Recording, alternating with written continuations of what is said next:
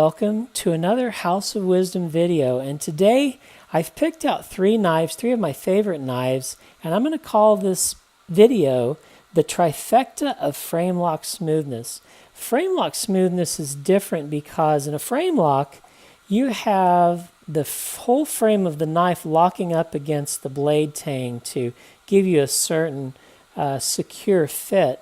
And to get it to where you can have smoothness when you have that big lock bar with the detent ball rubbing against your blade tang is really a special artistic mechanical thing. Other knives have different kinds of locks, and you expect them to have a smoothness because, for example, with Benchmade they have the axis lock, and you expect once you disengage the axis lock, you expect the blade to just fall freely like in this 940. And I'm going to have my mini griptilian too. And it has the same smoothness because there's really nothing interfering with the fall of the blades, so you expect it to fall freely. Another example of a knife that you expect to fall freely is a button lock knife. This is a Rod Olson M9, and basically you press this button and there's nothing to restrict the blade from falling, and so you would expect it to have a free fall movement. It's like no contest. That's just the nature of the knife. And then there are knives like liner lock knives. This is the Trevor Burger Atlas in a liner lock. Trevor Burger makes the Atlas also in a frame lock. This happens to be a liner lock. But you can see the difference. There's a little thin liner as opposed to the whole width of the frame pressing against the tang. You just have a little thin liner. And this has a lovely action, but it's a little bit like cheating because you only have less than half the metal pressing against your blade tang, so you would expect it to be a very smooth knife, and it is. Another way that it's a little unfair to have a smooth knife is a knife that has a big heavy blade. Here is the Tasha Brooch Rowdy. Tasha Brooch's design are typical in that they'll have understated handles, but the blade is oversized and a really thick blade stock. It weighs half a ton, and so you expect this knife to fall freely. And it doesn't have to have a lot of great mechanical machining, although Tasha Brooch does on his knives. And this particular version is actually manufactured by Jerry McGinnis, who is another master of smoothness with knives. But you just release it, and the blade is so massively large that the physics and weight of the blade just cause it to fall freely, but you get a sense that, hey, that's not really fair because he's got a monster blade, even though it is a beautiful blade. We'll talk about the trifecta of frame lock goodness and smoothness that I've picked out here. This is the Shirogorov Ultralight.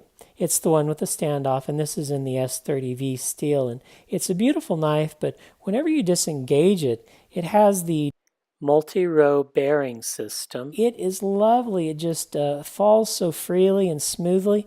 And really the star of the show and the magic to this one, the special sauce, is the double row IKBS bearings. It just really is a joy to flip and play with.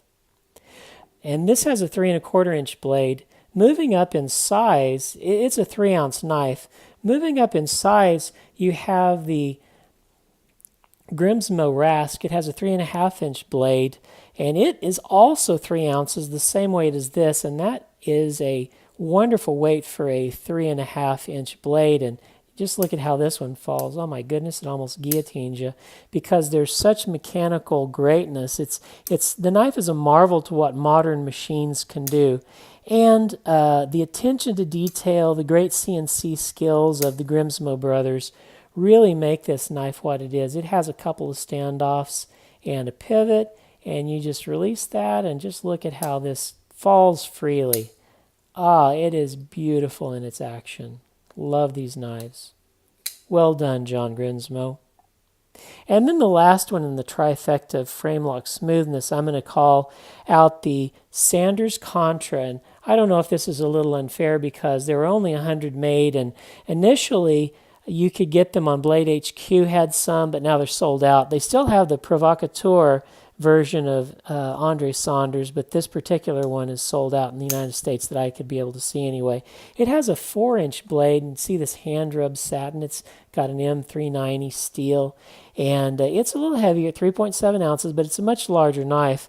It's made in Russia and has many similarities to the Shirogorov knives. I compare this to the Shirogorov 111 both in size and in smoothness. But I wanted to have a different maker on all of these so that, I mean, you could get any Grimsmo knife, you could get any Shirogorov knife, and any Andre Saunders knife. So I wanted to showcase one of each, but how at each different size, these are just wonderful frame lock knives that have a great smooth action. So, again, the Trifecta frame lock smoothness, the Shirogorov ultralight neon.